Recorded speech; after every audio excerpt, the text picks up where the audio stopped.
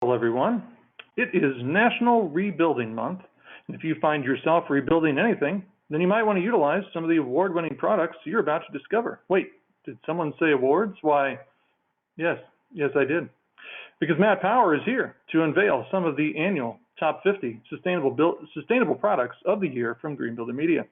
Now, he's especially going to focus on which innovations are helping in the CO2 reduction battle, and he's also going to give us a look at how the market for these green products is shifting. Now, in case you don't know him, well, shame on you, Matt Power is the editor-in-chief of Green Builder Media. It's largely because of Matt that Green Builder Magazine has been named Best Residential Trade Magazine 8 consecutive years from the National Association of Real Estate Editors. Matt has an award-winning, nearly 3-decade career reporting on innovation and sustainability in housing. He has a long history of asking hard questions and adding depth and context as he unfolds complex issues. Now, helping us bestow these honors are today's webinar sponsors. First, we have JELD-WEN, and JELD-WEN is a leading global manufacturer of windows, interior and exterior doors, and wall systems. JELD-WEN delivers a differentiated customer experience, providing construction professionals with durable, energy-efficient products and labor-saving services that help them maximize productivity and create beautiful spaces for all to enjoy. The JELD-WEN team is driven by innovation and committed to creating safe, sustainable environments for customers, associates, and local communities. Trex is the world's largest manufacturer and leading brand of wood alternative decking and railing, and markets a comprehensive portfolio of high-performance outdoor living products. Consistently ranked as one of the industry's most sustainable brands, Trex was the first company to combine the durability of recycled plastic with the natural beauty of reclaimed wood in a composite decking product, and continues to lead the way in applying this proprietary technology to a wide variety of outdoor applications for low maintenance, luxurious outdoor living.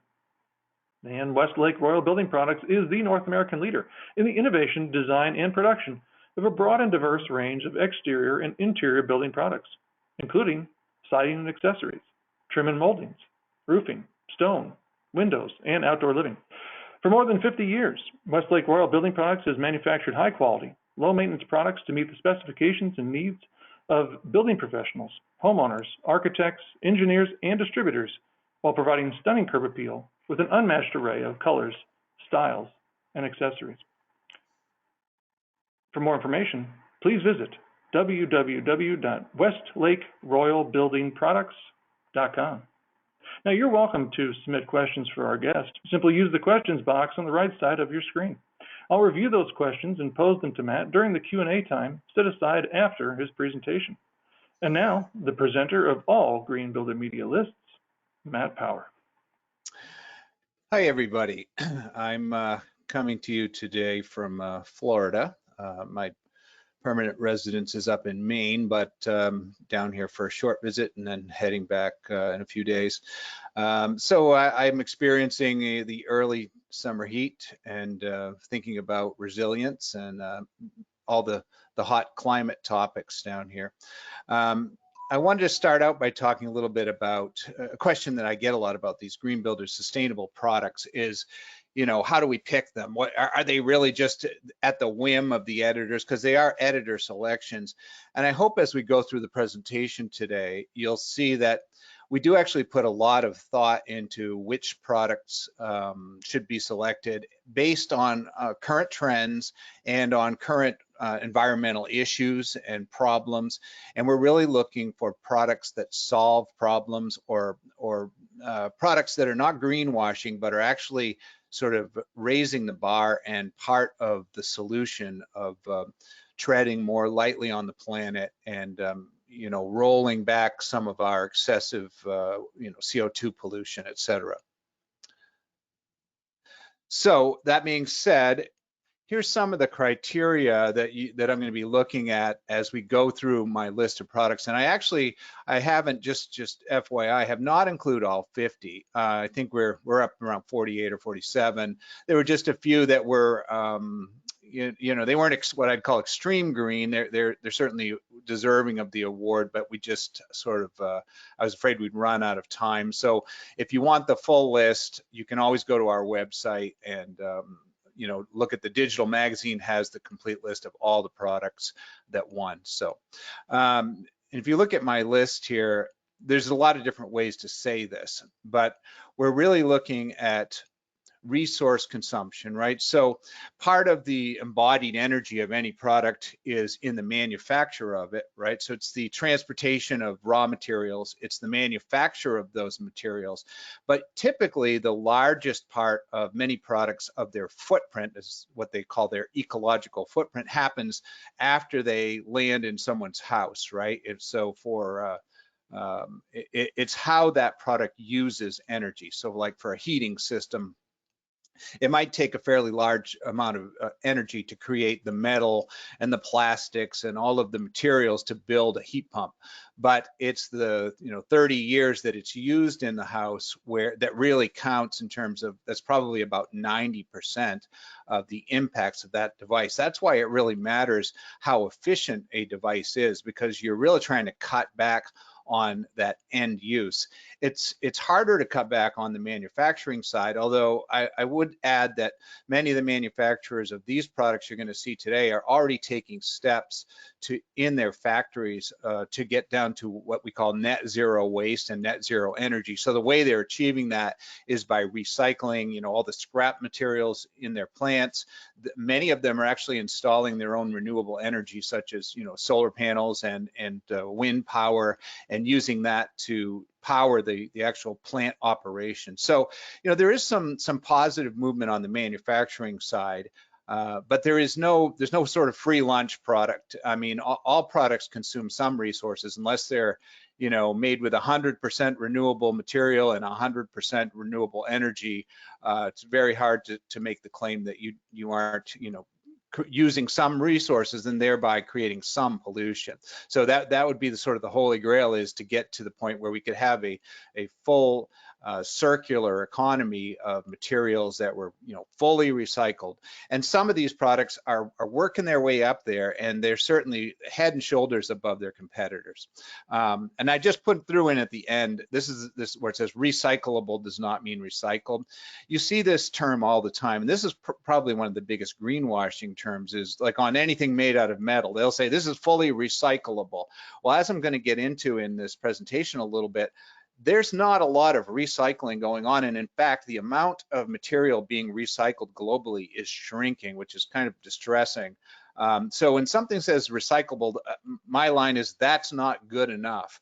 Recycled is different. Recycled is a much higher bar. So let's hold manufacturers responsible and pass that on to them. A few years ago, I created this pyramid. I called it the Green Building Pyramid, and it's actually been replicated and picked up by many, like home builders use it, and a lot of other publications. So I'm not going to spend much time on it. I just want to explain what it is. So essentially, I broke down, what are the really big, important things about trying to build a energy efficient home. And if you start at the bottom, this is the stuff that has the biggest impact, but it's what, the lowest hanging fruit, like where you build it, what direction it faces, and how big the house is. Unfortunately, a lot of homeowners tend to start at the top, right? So when people think about building green, they go, well, I'm gonna get some solar panels and put some wind power on my house, then I'll have a green house.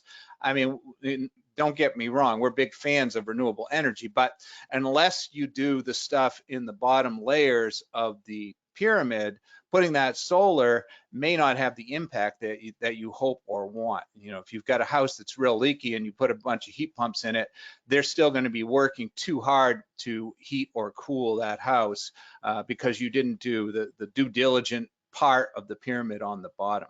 So this presentation, by the way, will be available as a PDF. So if you want to look this over more closely later, or if you're building or you're thinking about remodeling, I'd suggest you look at the pyramid first and sort of check off the list and make sure that you've checked your shell insulation and have you sealed all the openings.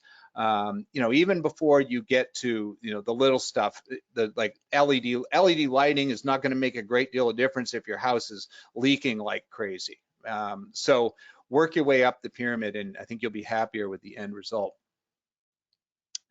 I also wanted to talk a little, just give an example of how products can actually solve problems. So this is just a weird one. For some reason, I this had this in one of my folders, a statistic about, it sort of sums up American consumption. So this is how many rolls of toilet paper are used per person per year. And I think originally when I brought this up, I was Airbnb-ing out my place, and I couldn't figure out how my guests would use 11 or 12 rolls of toilet paper in 3 days. It just blew my mind. So and then I went, oh, well, in the United States, there's an expectation of the use of a huge amount of toilet paper. Well, let me connect some dots for you. This article just came out in March. There was some research that, how we keep hearing about PFAS in sludge. Well, in the state of Maine especially, they've had a large number of farms shut down. People are suing for, various cancers related to PFA that they believe they caught while working on the farms. Turns out that what the farms have in common is that the sewage was used as a fertilizer on these farms.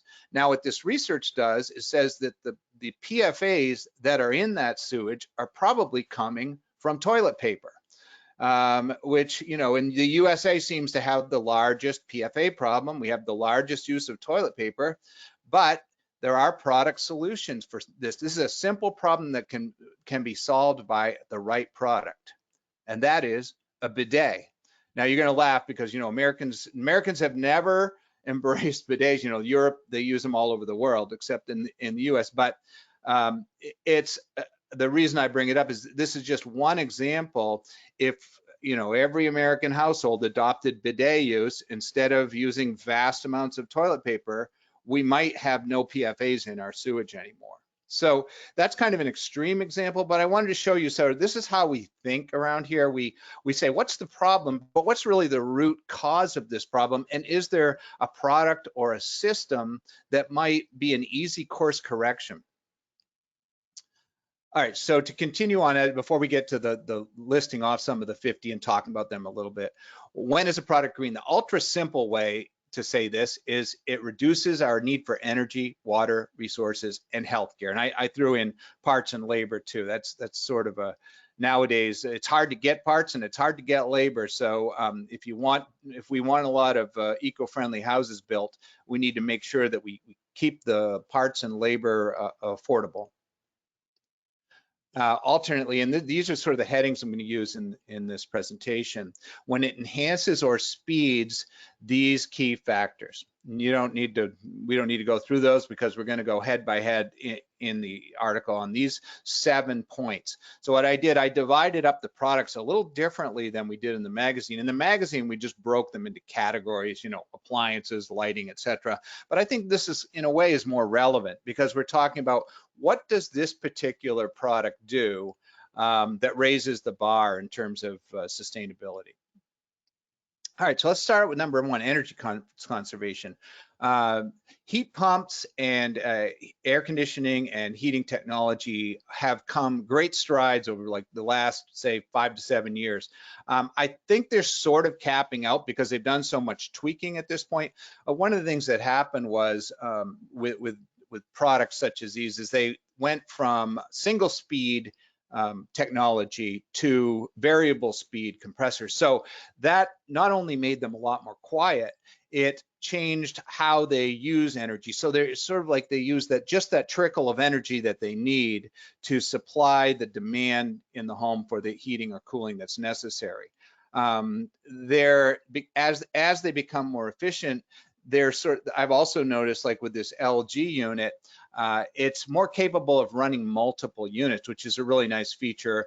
If you've ever installed a heat pump or you have one in your house, you probably have noticed that in the area where the head of the heat pump is installed, it's nice and air conditioned or cool in there. But then in the next room over, you need to sort of move the heat or the cooling manually with like a fan or something to get it into the other room. This way you can have 3 heads on one compressor, so you don't have to have all that outdoor space in order to be able to hook up a very efficient heat pump system. This also goes up to SEER 21. So they're getting more efficient, meaning they use energy more efficiently. Now, there's different measures of that. There's measures that are specifically for cooling, and there's measures for heating. So one of the things I'll talk a little bit about in a minute is why that matters and what you should look for.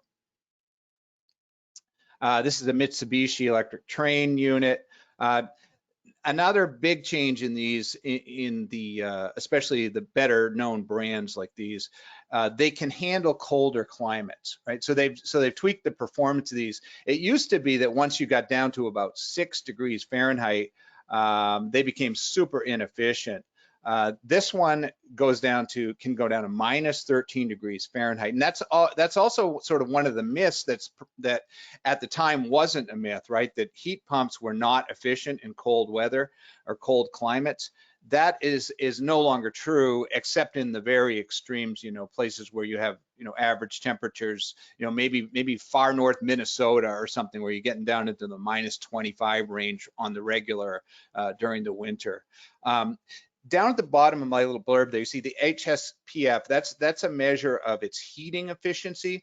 Now, one reason heating efficiency is important is that there are energy rebates out there, some of which hinge upon that HSPF score, not the SEER score. So you could have a very high SEER score, like 23 SEER, but you might not qualify. For example, in Maine, I think the minimum heating score is about 12 to get the extra rebate. So I actually installed a smaller heat pump not knowing this last year, and my heating efficiency was not high enough, so I missed out on a big rebate. So something to look at is that these units heat efficiently as well as cool efficiently. Notice now you're not seeing, can you see the very far right where it says 2022? You'll notice that the lines cross up there. So that this is the first time really, other than like a brief moment, maybe in like 2020, where heat pumps outsold gas furnaces. So the same thing happened with solar a few years ago, where solar PV efficiency became more efficient than creating the same energy with gas. So it's sort of a tipping point for these electric heat pumps. Now you can't really make the argument that, well, gas is just so much cheaper, gas is just so much more efficient. The heat pumps are not only getting more efficient than gas, but the prices are dropping on them. So there's really no reason to have pushback against heat pumps right now. This is a company called AeroSeal. And I bring this up because this is one of those bottom of the pyramid products. So this is another winner in our sustainable products. This product's been around for a while, but they have been tweaking it and making it even better. So what they do is they come into your house and they sort of suck this sticky stuff. It's an acrylic-based, water-based low VOC compound, and it goes and it finds every tiny little gap inside your walls. Now, it's a little better to use in new construction because it does stick to everything, and so is not such a big deal in new construction where you got everything roughed in. In a retrofit, like you have an existing house that's real leaky and you've done the insulation and you can't seem to seal it up, it's a great product, but it's probably going to cost a little more, take a little more time, because you're going to have to cover everything to protect it, right, with plastic, so that this sticky acrylic doesn't get on, your walls and your furniture and stuff. I mean, the end result, I think you'd be very happy with. I've seen a lot of demos of this and stuff. It really does get you about as close to net zero as you can get if you didn't build that way in the first place, right? So this GE Profile laundry caught my eye. I was at the Builder Show a couple months ago because this is a washer and a dryer. But the big thing about it is it cuts down on your time. If you're, when you do a load of laundry, it cuts down the whole process by like an hour. So one of the sort of the new things with appliance makers, especially clothes washers and dishwasher makers, is to try to create short cycle products. The reason is because these products have gotten so good in terms of their efficiency that's really the only place left to go. So really the race is on to create the shortest possible cycle as a time saver and an energy and water saver. So that's how they can improve efficiency, is with these short cycle units. I believe this one was unvented as well. And the unvented stuff, works like a heat pump. That also has come a long ways. I know some of the early models people had problems with. They would clog up and other things. I feel like this has matured, this technology, and I feel pretty comfortable recommending a unvented washer dryer. The Bream Pro Terra, if you don't already know about this, should actually be in the middle of your pyramid of improvements to either a new house or an existing one. For an existing house, this is literally a no-brainer. I installed 2 of them myself last year. It's probably the easiest gigantic leap forward in energy conservation you can do if you're a homeowner or prosumer and you're capable of this stuff. This particular model, and Pro Terra, so this is a hybrid heat pump. So it has a heat pump on the top and a like electric resistance system in the bottom part, and a tank on the bottom. Now it will run on straight electric resistance too, but it's much less efficient. So the one caveat I would say is, think about where you're going to put it, because it's going to pull some moisture out of the air, not a huge amount. Like if you think you're going to put this in a wet cellar and it's going to dry it out, that's not going to happen. It does not create that much condensation. I know, because I've tried it. It will take some moisture out of the air though. So if you're putting it in a closet, in a living space, be aware that your air is going to dry out in there. And it does make, the fan does make a little bit of noise. I wouldn't call it noisy. It's a little louder than a refrigerator. And the only other caveat I'd say is, when you are hooking them up, some of them have a auto off feature. So if it's a leak detector. So if you splash any water on this leak detector accidentally, all of a sudden your installation does not go forward. So I actually did this and had to call a company, and it turns out in the manual there is a code that you can push in, and it takes a little reading, but it will reset the unit. But I just advise, keep it super dry when you're hooking it up. And I feel pretty comfortable, if you're the least bit handy, you could hook one of these up. You just got to essentially attach the old pipes to it, assuming you have an electric resistance model, and plug it in. It's a 120 grounded plug, as you can see. And then there is one thing that's not shown here though. You have to put a condensation pipe to run the water that's going to be produced by the heat pump into some kind of a drain. So make sure that you consider that as part of your hookup. And that's where you might need a little bit of help. This is just an example of the kind of savings you can see. And this is I can attest that this is fairly typical. I have a 60-gallon unit, and I think the numbers are about like this. So you're literally paying 1/4 the cost for your water heating. When the moment you turn this unit on, you start paying 1/4 what you were paying the previous year. Most states have some kind of a rebate or some kind of you can also get a federal tax credit on these, I believe. And the new what do they call it? The new bill that was passed last year, has some energy efficiency measures, the federal bill, and I think that you may even get some better tax credits going forward. I saw this product. This is a gable mount solar attic fan. I saw this at the building show, and I'd actually been looking for one because on houses in the South, especially, if you've ever noticed, there's sort of a roar when you walk by them. And if you look up, you'll see they have these enormous gable vents. Some of them are 350, 500 watts. They're huge fans up in these gable vents, because the interior of those attics gets so hot. Well, this is just a simple, easy way to replace one of those and it comes with its own solar panel, but it's also grid tied. So it's fairly quiet. You plug it in, it runs on solar all day long, and then it kicks over to grid tied power at night. So nice feature. I think that's probably fairly accurate. You could probably save 30% on AC costs if you're not, most people are already venting their attics. So what you're going to be more likely to save is on your electric costs, frankly, because running, a 350 watt old fan up there, that's many LED light bulbs at 7 watts each. So recommend that one. This product was one of the technology award winners at the Builder Show. So the Efoca. So what that is, it's a heat pump that doesn't have an external condenser. So you just have a hole in the wall and you plug this thing through and plug it in and you're done. I mean, it's a little more complicated than that, but it doesn't involve the outdoor condenser unit, and that's a big deal.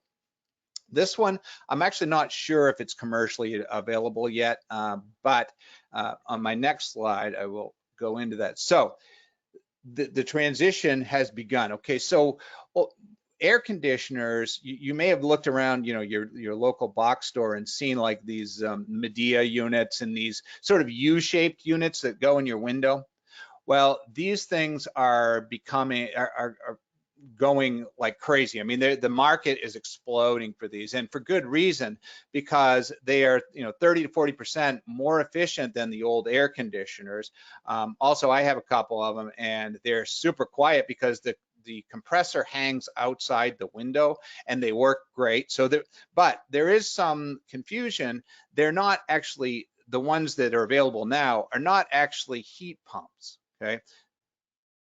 Oops, let's see, maybe I didn't put that slide. Okay, so I'm just going to explain what I mean. So heat pumps are generally, when you say something is a heat pump, it means that it can cool and heat. Okay, so when you see one of these units and it says additional, it also will heat, what typically that means is it's an air conditioner. It can use the compressor cycle one way. It can cool, but then when you want heating, it's actually using electric resistance, like the old-fashioned space heaters. So it becomes very inefficient as a heater. However, the new ones that are coming out, I think probably next year, and I've been pitched by a couple people who have prototypes already, are going to do both heating and cooling. And that is going to be a huge game changer. And I'm not sure how it's going to affect, the heat pump installation business, because when you can just go to the store, buy one of these units and have a real heat pump in your window, how many people will opt to do that versus doing a full install of a higher, maybe a higher capacity or a more traditional, if you can call it that, heat pump system. But I think it's cool because air conditioners have been a problem for a long time. They're energy inefficient. They tend to be treated like throwaway devices. They're generally not refilled with the compressor fluid, etc. So most of them end up in the landfill. So I think it's a good thing, and it's going to push the heat pump electrification in general. All right, so this ties in with the transition from gas to electric. So when we can heat with electric, like with heat pumps, that's a good thing. Anytime we can move from gas to electric is great. Now, this net zero water place I saw at the show as well. So this fire is actually not fire. What it does is it's not producing any heat, but it shoots a mist up into the air inside the device, and then some LED lights flash very cleverly on it. Now it has, some of the units have heating capabilities, but the one that I liked was this one that's essentially wall jewelry, and you can put it in the center of your room like one of those cool, custom house centerpieces where you can see through both sides. And anyway, they're a great way to have that ambiance that people love of fireplaces, but with almost extremely minimal energy costs, because you're just running LED light and a mister. It's almost like running a little humidifier and some LED lights. This barbecue grill. Oh, sorry, I don't have the brand name, but you know what? I'll add it into this and send the PDF back to Mary. So when you download the PDF from her, you'll have the right brand on this. This caught my eye because it's an electric grill. I mean, it looks a lot like a gas grill. I don't believe that the refrigerator is integral to it, but they've come a long way with these electric grills. Now, one of the problems with electric is, with grills in general is barbecuing is dirty and toxic. I mean, there's been a bunch of studies about it, but there's an incredible amount of pollution created in neighborhoods by, you know, charcoal grills and gas grills as well. So gas grills, you know, we're all using those little propane tanks. Those are, again, perpetuating the use of fossil fuels when we don't really need to be, especially when, and part of the sort of thought behind this conversion to electric is that eventually all electric will be renewable. Now, I know the pushback on it is, well, a lot of electric from the grid is from coal-fired plants, and there's truth to that. At the moment, we are, you know, still using dirty fuels to create clean electricity. So, but I see that as a relatively rapid phase out. I mean, the way things are going and the pressure to do something about climate change, I think you'll see an increasing portfolio of renewables. This is an electric compact wheel loader from Volvo. So if you've ever been around a construction site, you know how that diesel stinks, and you know, it's a messy and noisy machine. This one's actually quite quiet, runs for several hours on one charge. I mean, think about it, you could have a little a solar PV array set up, a portable one on a construction site, plug it into this vehicle and charge it up when it's not in use. So that's a pretty good advancement. The Schneider electric panel, you know, we do a lot of stuff with them. This is if you haven't seen this, this is helps meet the new California's Title 24 requirements. It's a smart panel, so what it does, it allows you to do all kinds of stuff. You can tie in your solar array with it. You can tie in a battery system. You can get readings on, you know, which circuits are using power at what time of day. You can program it so it only uses power for large appliances at peak times. So it's a super flexible way to, you know, save energy in a whole bunch of ways, and it solves, for builders and stuff, it solves some code issues. I really like it. I mean, if I was building new, I think it'd be really smart to put one of these. The idea is to put something that's upgradable. This is already sort of ahead of the curve, but it's not going to be left in the dust as all the codes and the rules and the electrification change. This is okay, so if you're not familiar, everybody's heard, I think, about induction cooktops. Induction cooktops are great. I have one that I use. I don't used to cook on gas. The big reason to switch to electric cooking is efficiency. So if you look at a gas top, it's got about a 32% efficiency and how it uses energy. Coil 75 and induction's 90. I wrote an article recently suggesting that if you have an old electric coil stove, though, you don't have to run out right now and get an induction top hoping you're going to save a bunch of money and, you know, sort of do the right thing, because your coil top's operating at 75% efficiency. It's already electric. It should last a few years. The big reason to switch to induction is to get off of gas. And the reality is that in a lot of places, at least with new construction, that may be the only choice is to go to some kind of electric.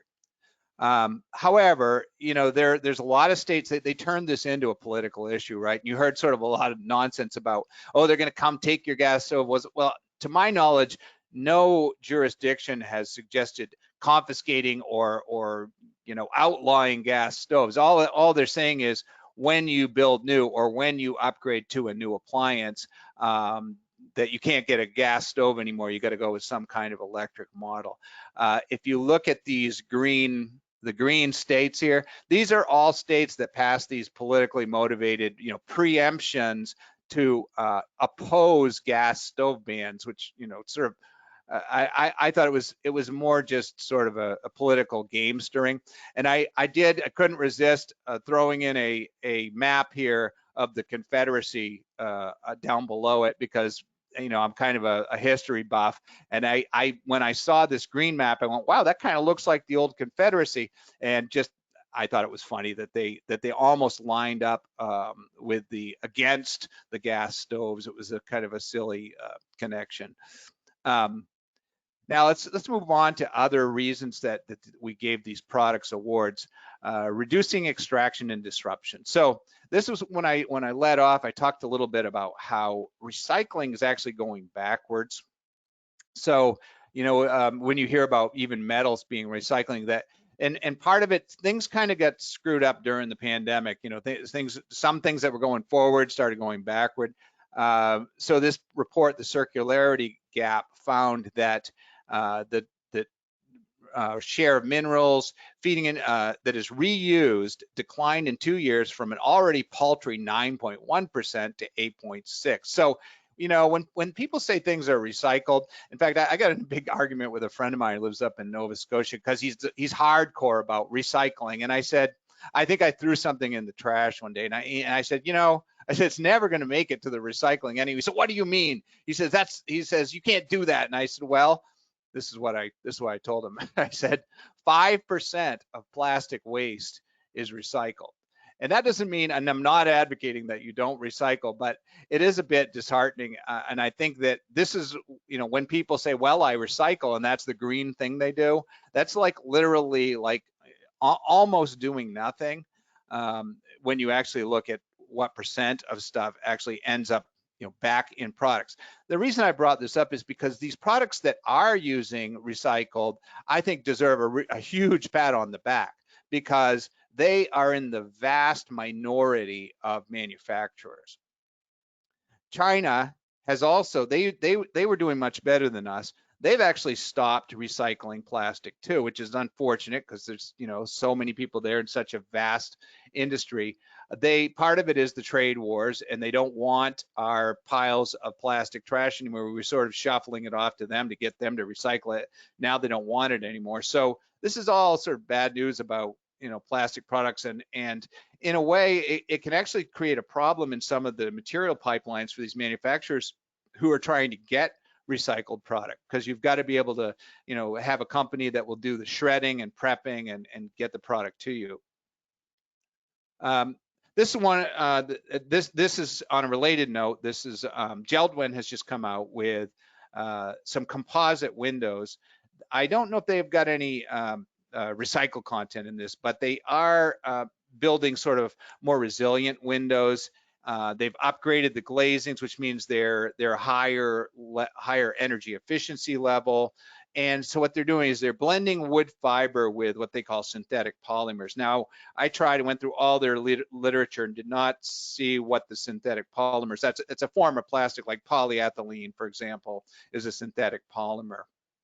But they are Green Guard Gold and Energy Star certified. So the cool thing about this, they're stronger than like a vinyl window. So they're 2 times as strong, as rigid, meaning they're not going to shake, rattle. They have better wind resistance. The glazings are 38% more efficient. And another thing for those of you who are style conscious, they're a little smaller profile, like a narrower profile, and they're embedded with the color, meaning you don't have to paint them. That color is permanent. So it's put right into the extrusion process, and you'll notice it's a dark color. One of the big drawbacks with vinyl windows over the years has been that if you put dark colors in vinyl, there's a risk, especially on southern facing or high heat areas, that you could get some damage or warping, or over time you could get some brittleness. Even with UV inhibitors, you want to kind of avoid dark colors. This is a cool one. These nails. Now, I tried to figure out whether you would really want to use these nails. I think they're very specialized, but they're wooden nails. I just thought, because they made this effort, so they're made out of beech, and they actually created an adapted pneumatic nail gun for these.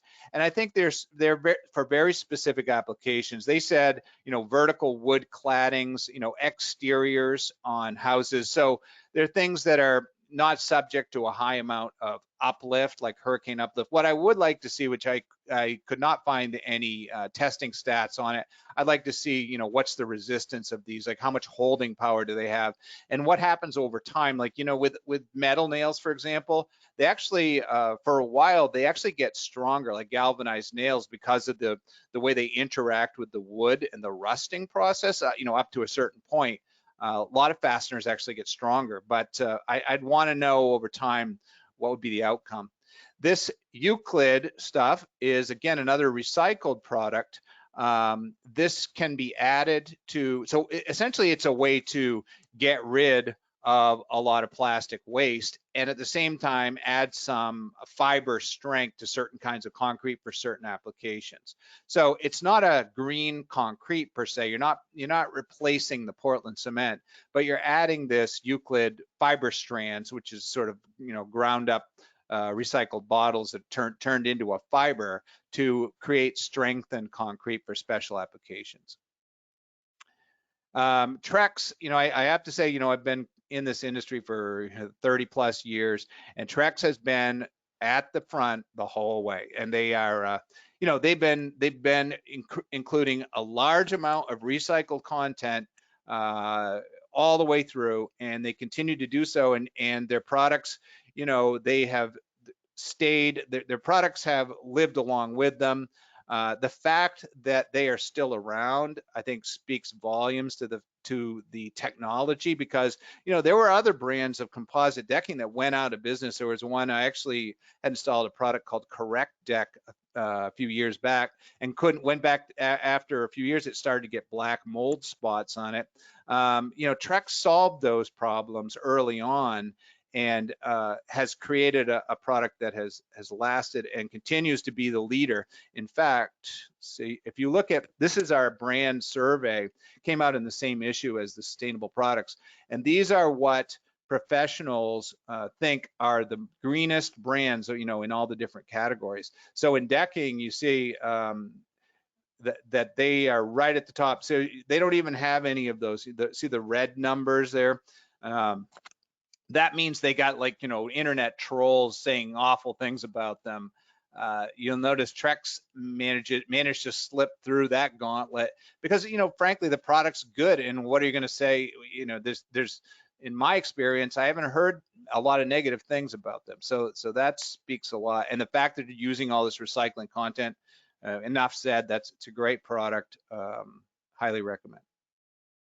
Now, TimberTech's, this is this advanced PVC decking. I included this as one of our award winners because they have a 60% recycled content. So this is PVC. Now, I often sort of push back on polyvinyl chloride based plastics. They're sort of the cheapest plastics in a lot of ways. They're the thing that vinyl windows are made out of. They haven't got the same kind of strength characteristics, and they have a high coefficient of elasticity, which means they stretch, and they, in heat, they can change shape, that kind of thing. But the fact that they have managed to invest recycled content into this product puts them head and shoulders above the other PVC decking manufacturers. So I think that deserved a call out, because one of the problems we have is we have vast amounts of PVC that no one knows what to do with it. And I believe they were even able to use vinyl siding in their mix. And vinyl siding is one of the great challenges because it's not worth the manufacturer's time to recycle it, because it's cheap to manufacture virgin PVC. So the fact that TimberTech is using recycled vinyl siding is great. Caesarstone, who's done quite a few products, countertop and surfacing products with recycled content, has a new one. This one's called White Light. It's got 40% recycled content. They use a lot of different stuff, and they're quartz based, most of their stuff. A good, relatively high end but nice long lasting product. Now Beko is a brand, if you haven't heard of them, they're actually, I think the home company is based in Turkey, but they're the first or maybe the second most popular brand of appliances in Europe. And they came over here, I think 4 or 5 years ago, and were sort of an unknown. And now I see them everywhere. I mean, they had big presence at the building show. You see them at appliance stores. They mostly, what I've seen so far is the small, like 24-inch models of things, but they take risks, which honestly, I think is going to win them some loyalty, especially from the millennial market.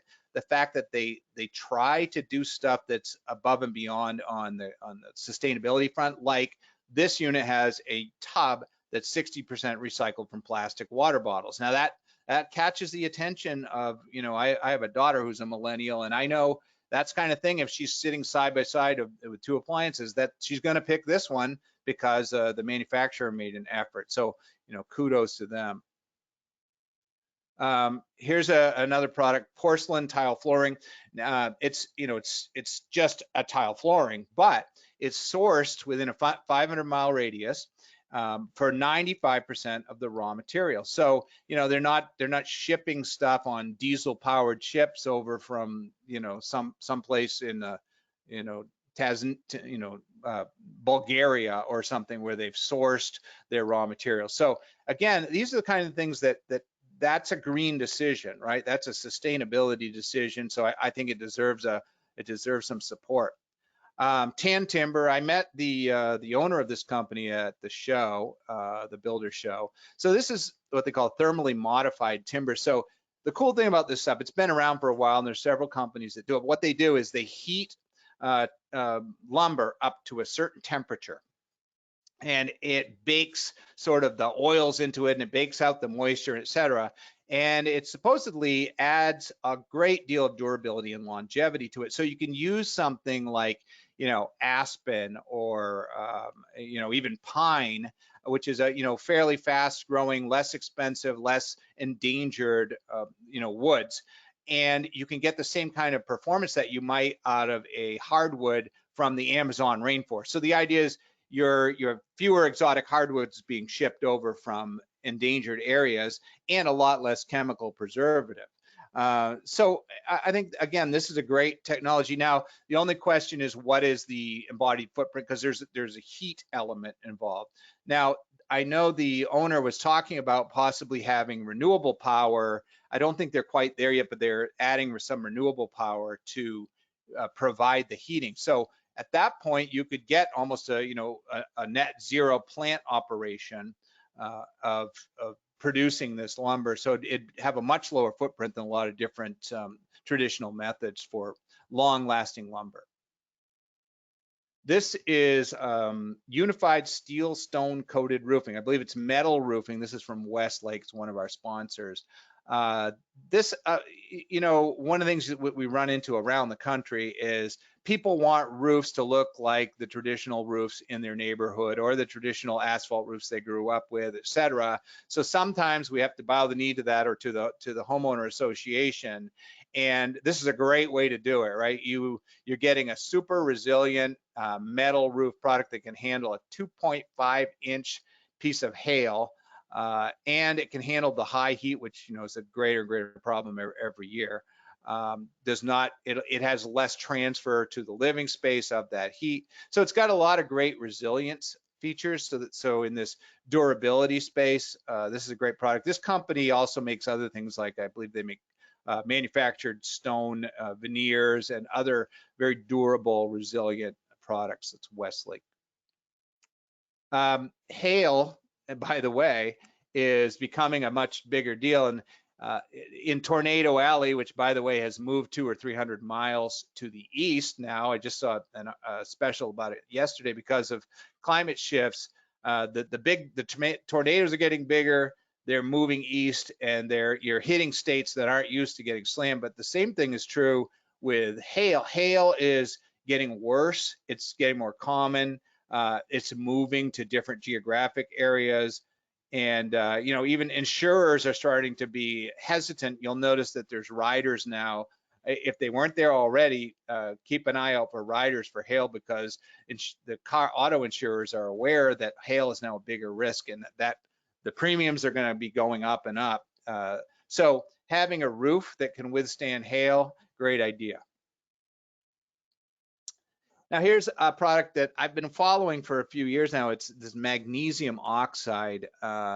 It's a stable, inert product, and kind of waiting to see what manufacturers used it for. Well, Huber came up with an underlayment. So they're using it specifically for multifamilies, this Exacore, because it allows them to meet these fire assemblies that are required in multifamily buildings. So normally you have like a separate crew come in and they do this wet gypsum installation, and it's a whole separate operation in between the floors of a multifamily building. This allows you to just bam, put down your Exacore and you're done. So the framing, and the same contractors who are doing the framing and the building, the actual shell can do this Exacore and save labor and a big step. And it's a stable inert material, which you're not going to have problems with. It's insect resistant or insect proof. High impact resistance. Same thing with this Max Terra. Now these are designed for external structural sheathing. So I was curious and I said, well, would I want to use this sort of cementitious looking stuff on a building, or wouldn't it crack? And we've seen those cement boards that sort of, we're not sure if you smash one with a hammer and it kind of crumbles. So I did some research on MGO. And there's actually quite a lot of stuff out there. So if you look at this table, this was a comparison of MGO board with other materials. And so the stuff that's highlighted in gray is better. Okay, so in a lot of categories, so it's heavier, meaning it's going to heat and cool more slowly. Generally more mass is considered better. If you look at, for example, at plywood, it's resistant to moisture, mold and pest resistance are high, thermal resistance is high, and especially one of the things that they're really selling it on for both the multifamily and these external ones is it has a high acoustic resistance, which means if you're in a noisy area or you want to deaden sound between units in a multifamily, it's a good product, and you don't have to also install a bunch of drywall, gypsum, to achieve the same acoustic resistance. It's got a lot of tensile strength, a lot more even than I expected.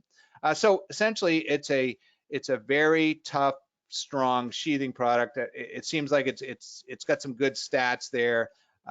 It's probably a really reasonable replacement for traditional things like plywood and OSB. You'll also hear a lot of, or if you haven't heard already, if you're in the loop on this, people are talking about magnesium oxide as a green cement.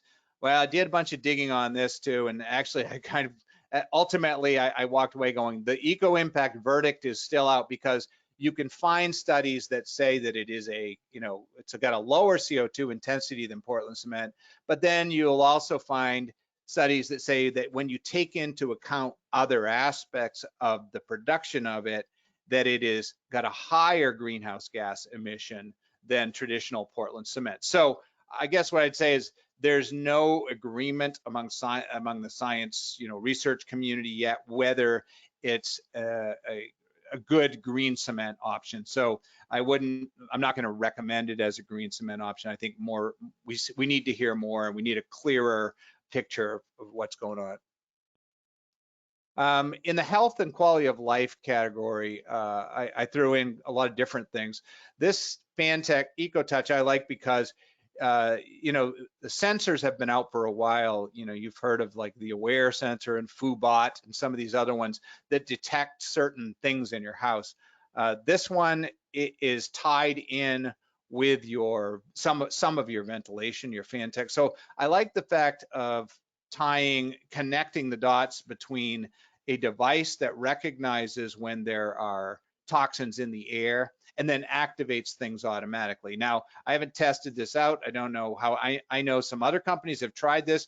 Nobody seems to have quite nailed this yet. Like there's a lot of experimentation. I sort of feel like this is still a white space. One of the odd things in the write-up, though, it says this detects the cooking odors of various compounds during large family gatherings. And I thought that was funny, because I thought, why does it have to be a large family gathering, and what does that have to do with anything? So that's a mystery to me, why they singled out large family gatherings, but apparently they thought that was relevant. This Polyway is a pretty green coating, actually made with whey, which is a byproduct of cheese making. I have not tested this. Honestly, I'd like to actually get some of it and try it out on a test space, and put some wear and tear on it. They say you can put down the coats, like 3 or 4 coats in a day, dries quickly. I'd like to know how hard it is and how well you could expect it to hold up. It's very promising what it's made of, but like you, I'm sure you're going, well, am I going to put that down on my floor? The reason people get pre-baked flooring is because they want that super hard and fast sheen. So I'll keep you posted on this, but I thought it deserved a nod, and it definitely deserves a tryout. So maybe if you do try it out, write to me and tell me what you think. Panasonic Swidget. Here's another one that these are plug and play. They go in your outlet space, and they sense and communicate. So it's sort of a Wi-Fi web in your house of these little modules, and they're pretty cool because they can tie into any of Panasonic's like bath fans and ventilation systems, and they will automatically activate things. You can control it from your smartphone. So you can, if you're a landlord, put these in your tenant's unit, and it will automatically, when they fill the bathroom up with huge amounts of humidity and are about to set off all the smoke detectors, it can automatically activate, and you can control it from your phone and set and forget it at certain criteria. This Armstrong StrataClean, I thought was kind of cool because it's just a dedicated air cleaner.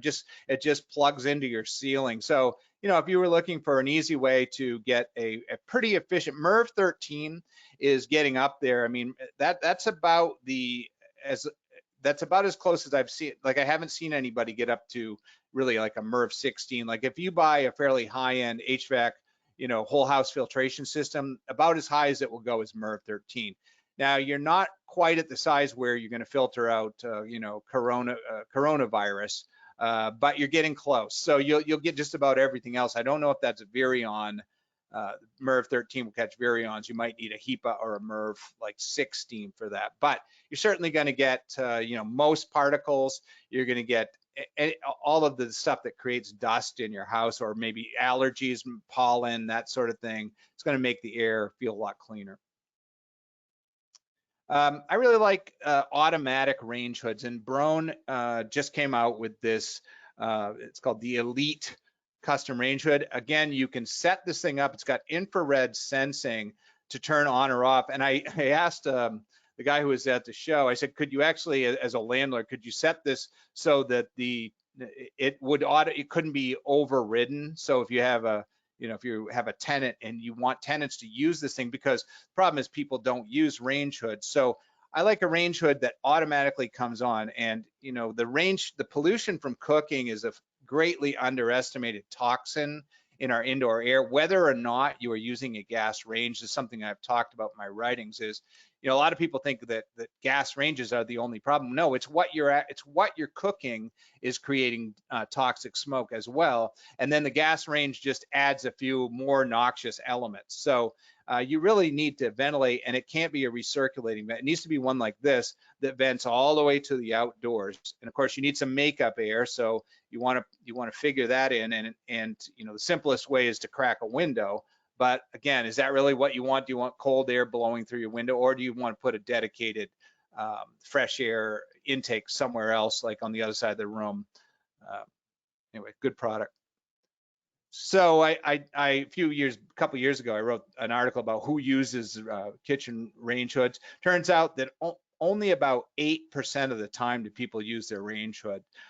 This is the reasons for using. Basically, things have to get really bad before people start using it. So it has to, like, the kitchen has to be filled with smoke, or is this grease splattering everywhere. Most of the time, they won't touch them. I know it's true of my family. No matter what I say, my extended family, they will never touch a range hood unless I'm in there, because they know that I'm some kind of crazy person who thinks that we shouldn't be breathing, smoke from cooking. But that's why having an automatic one is great. Control and home management. So there's a lot of products coming out that help you.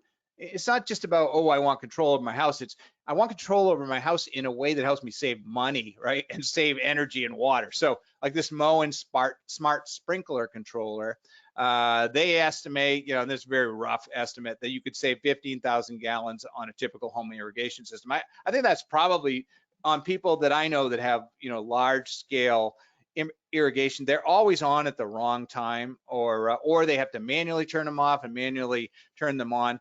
This takes over some of the management with a sensor system. So instead of overwatering soils and killing your grass or killing your gardens, it'll actually get you, that's another thing, it helps you have a greener thumb. So I think that's a good thing too. this Savant power system, this is sort of a little bit like the Schneider, but I think maybe not as full featured as the Schneider electric panel. It's a sort of plug and play system where these smart switches you can control an entire circuit. It does have to go through what they call a director. It's got this hub thing at the top, so you have to plug back from the panel to this director, and also into like if you can control a battery, you can control solar, similar to with Schneider Electric. Looking at the Savant, though, I leafed through the installation PDF. I think it's not a prosumer plug and play system. It's a pretty sophisticated install from what I could tell, and maybe a little more complex than just I like the Schneider system because you can just plug the panel in, although this definitely deserves a nod as, moving in the right direction of control over circuits so that you can, for example, schedule your EV charging in states that have, and in utilities that have peak power levels. You can have the charging all happen at a certain time of day, and a lot of, the sky's the limit on sort of shifting power usage around. This smart thermostat connects to sensors, to Lennox. It has geofencing, which a lot of them have now. It has a one-touch away mode, which I like. But the big thing is sensors, right? So it's detecting different areas around your home, and instead of you having to walk into different rooms, you tell it in advance, what do you want this room to be like? Do you want the heat to come on when someone walks in there? Well, how long after someone walks out do you want it to go off? And it's pretty easy interface too. I feel like, the sort of mildly effective homeowner could program this, him or herself.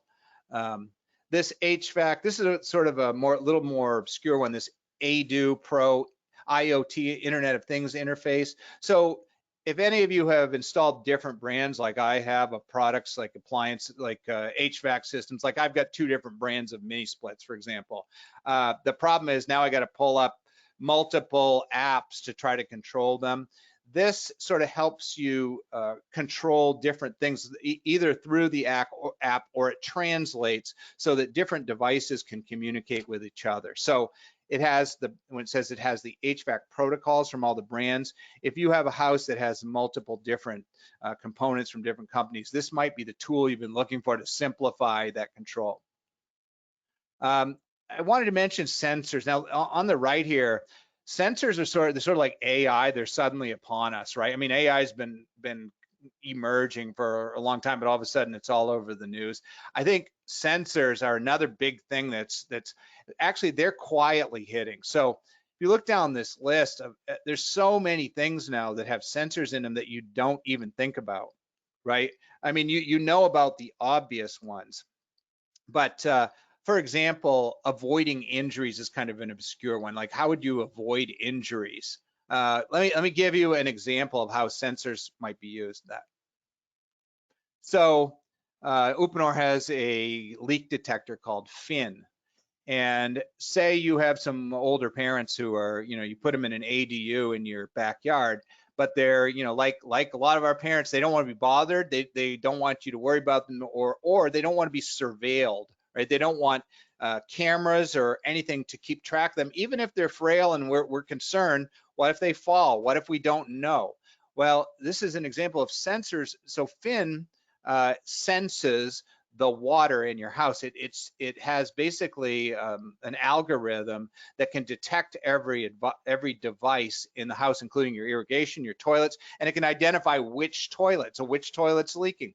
So you can also set it up to give you an alert, right? The app, if, for example, the toilet hasn't been flushed in 9 hours. Normally, that your parents use the toilet 5 times a day. This is it's a passive way that you can create a quality of life potentially for people to who are like in assisted living situations by using sensors in a non-invasive way that would alert you that there might be a problem. So I throw that out as something you might not have thought about, different ways.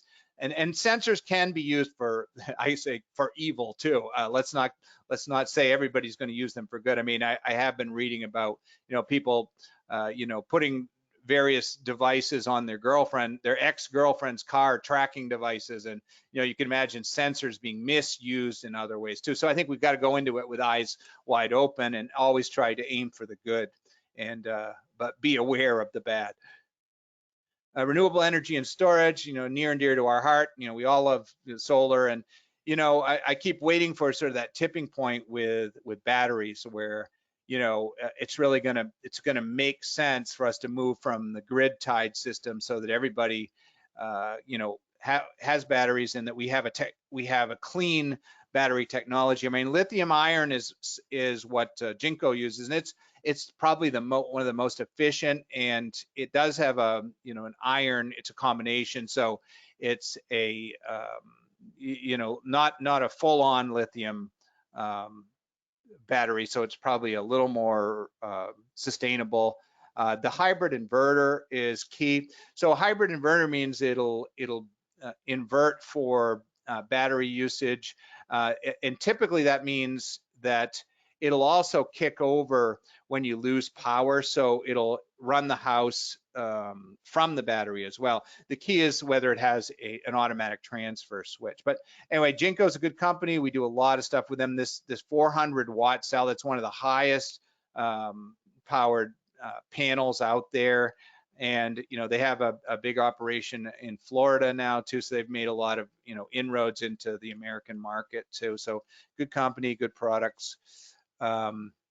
Here's the thing where I think there might be some hope for, we're hoping to get to some greener, cleaner batteries, and there's been some progress on that. One of the things that's going to push toward that is across the country, net billing is replacing net metering. That means instead of if you have a solar array on your house, instead of giving you a 1-for-1 credit for your energy that you produce, they're now paying you, but they're paying you a little bit less than what you pay per kilowatt, if that makes sense. So you're actually, one way to put it is you're losing a little bit of money. So how do you compensate for that? One way to do it is to get a battery and save your own power, right? And then you use that power at your house. So it makes home battery storage more economical. And the more states adopt this net billing scenario, the more batteries are going to get appealing. So if you look at this map, the purple states are the ones that are furthest along this track. So they're state mandated compensation other than net metering. So they pay you something, but usually less than the going rate. The blue ones, again, like Texas, it's kind of literally a wild, wild west, but you probably want to err on the side of caution there. The green ones are transitioning to compensation other than net metering. Again, your bills, you're going to make less with your solar in those states generally. They're not going to change. If they pay you money, they're not going to pay you the full utility rate per kilowatt for the electricity that you're producing. This is an example. So NB Energy, we do a lot of stuff with them, and they're trying to figure out their solar grid relationship with homeowners. Now, this is a little bit, I know this looks a little bit technical, but if you look at what the little arrow is on the left, it says electric consumption, all kilowatts per, so they charge 13 cents a kilowatt. Now, down below, if you have excess energy credits, right? So you produce power. First, you use it on your house. Then you can do what they call NMRG, which is you bank it as a credit.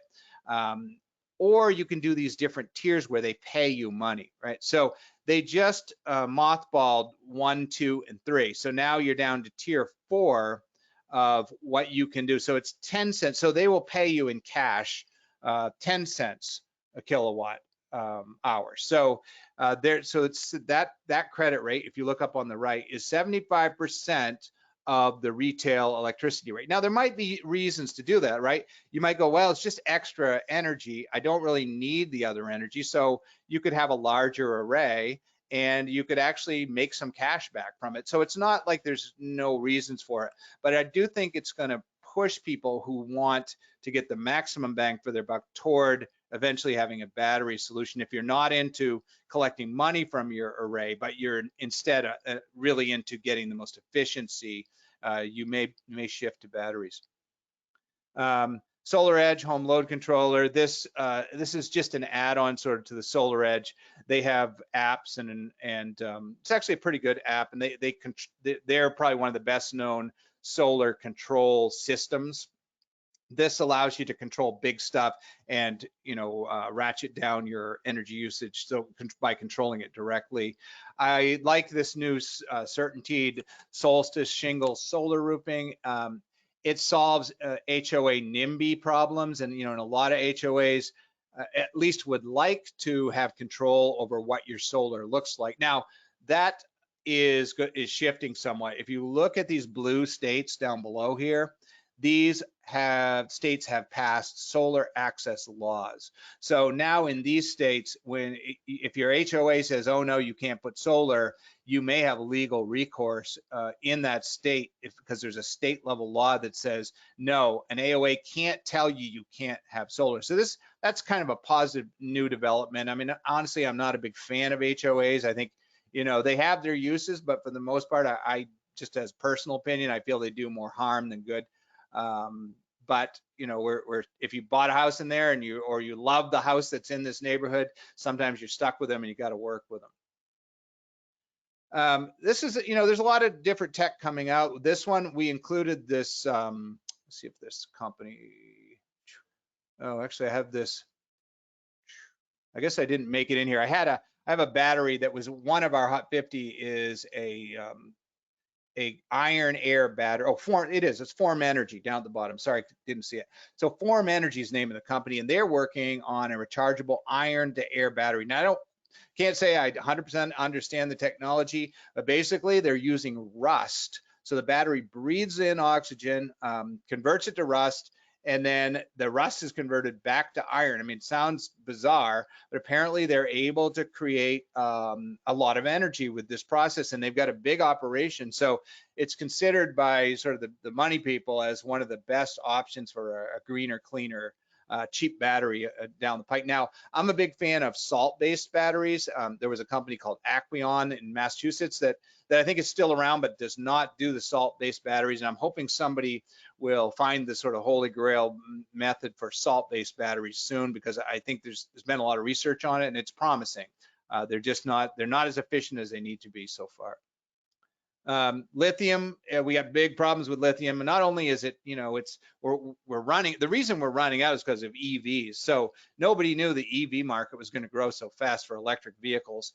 That's why there's this huge demand, and there's going to be a lot of political battles. I know in the state of Maine they found a lithium, up north in Maine, they found some lithium in a mine, and there's going to be a huge environmental struggle as they try to open up a mine, because it's a dirty extraction. I mean, it's costly.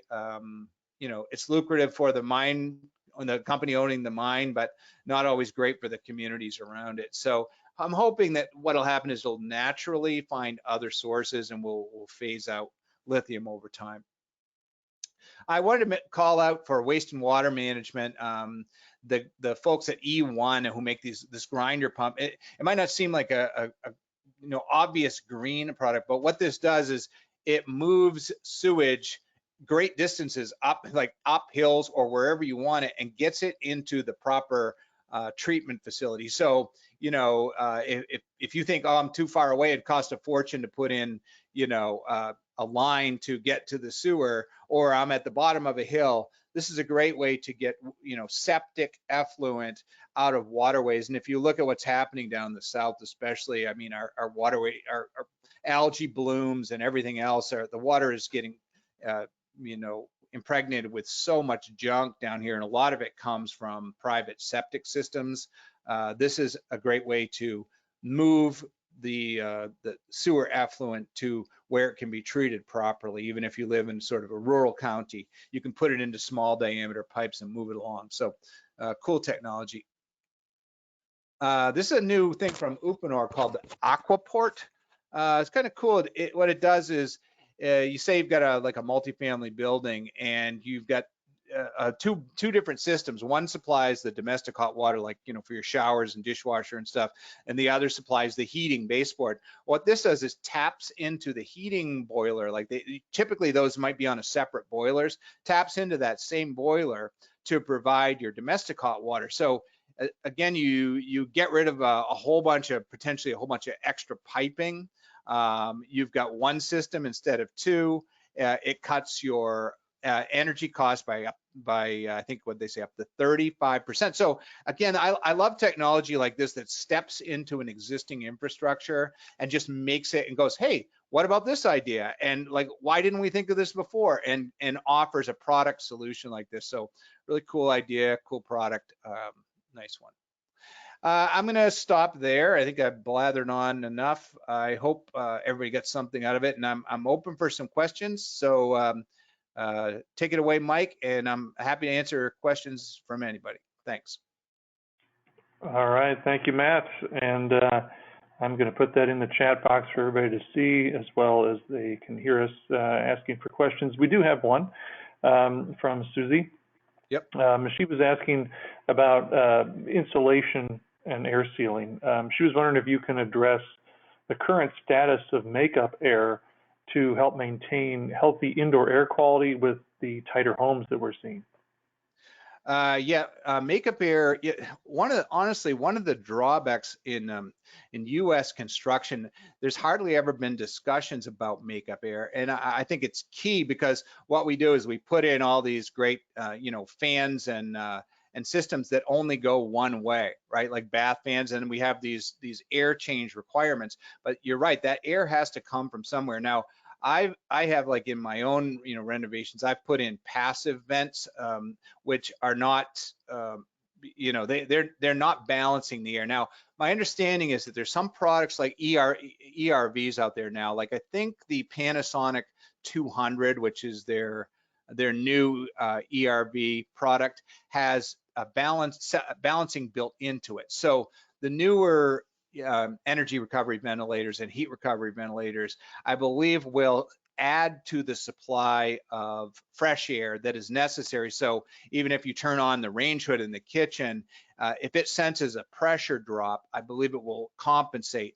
So it's a great question, and honestly, it's something that when your HVAC installer is putting in something, or your kitchen installer is putting in a range hood, ask them where that fresh air is coming from.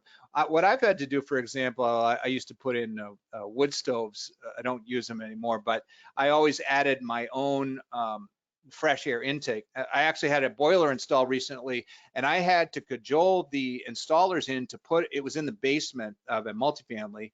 And I had to cajole the installers into, they weren't going to put in a fresh air intake. I said, oh no, it'll be fine. It'll just pull the air from the basement.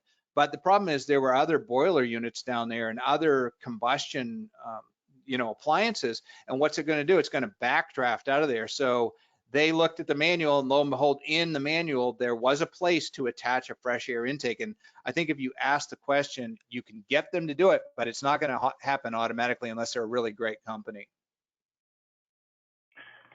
I had a question for you too. Yep. The breathable battery, as I was thinking about it, seems really intriguing. Do you get the sense that that's maybe designed more for cars than residences, given the airflow that is inherent with the moving of an automobile? I looked at their over their website and materials and stuff, and they have, they got a big staff and a big operation, so it looks like they're well funded. So I think that honestly, they haven't narrowed themselves into that yet. I think that at this point they're going, what could we do with this? That seems to be the stage that they're at. And, they know, I mean, the battery whoever solves the battery technology thing, I mean, it's like inventing the Post-it. It's going to be the instant billionaire who solves that battery problem, because it's probably the biggest elephant in the room of our energy future. So yeah, I wouldn't say they're strictly focused on car. From what I could tell, they're open at this point to what those batteries are used for. Gotcha. No, it makes sense to not limit your market. I was just, as Right. you described, I thought, oh, that would make sense from the airflow standpoint. But didn't know what its appetite was for air, so Yeah. to speak. Yeah, I'm not sure. All right. Well, I don't see any other questions, Matt, so we're going to go ahead and wrap up for today. But thank you very much for sharing all this with us. We really do appreciate it. Thank you all for attending and taking time out of your busy, stressful days. And if you want a copy of the presentation, I guess Mary, would they just send to Mary or just email her? And yeah, there'll probably be a link in the okay. post-webinar email that goes out to all the registrants. So Got it. Okay, got it. Great. Well, thank you. Yeah, no problem, Matt. And also thank you to Geldwin, Trex, and Westlake Royal Building Products for their generous sponsorships of this webinar. I'd love you to be able to join us in 2 weeks. You say, what is in 2 weeks? Well, it's the Sustainability Symposium 2023. It's scheduled for April 19 and 20 from 12 to 3 p.m. Eastern Time. And it's the annual event not to be missed. There's a great lineup of speakers that collectively will elevate the national dialogue about intelligent solutions for a sustainable future. Now, for more information and to register, simply go to greenbuildermedia.com and look for Sustainability Symposium 2023 in that horizontal menu near the top of the page. Until then, stay safe, stay healthy, and take care, everyone. So long.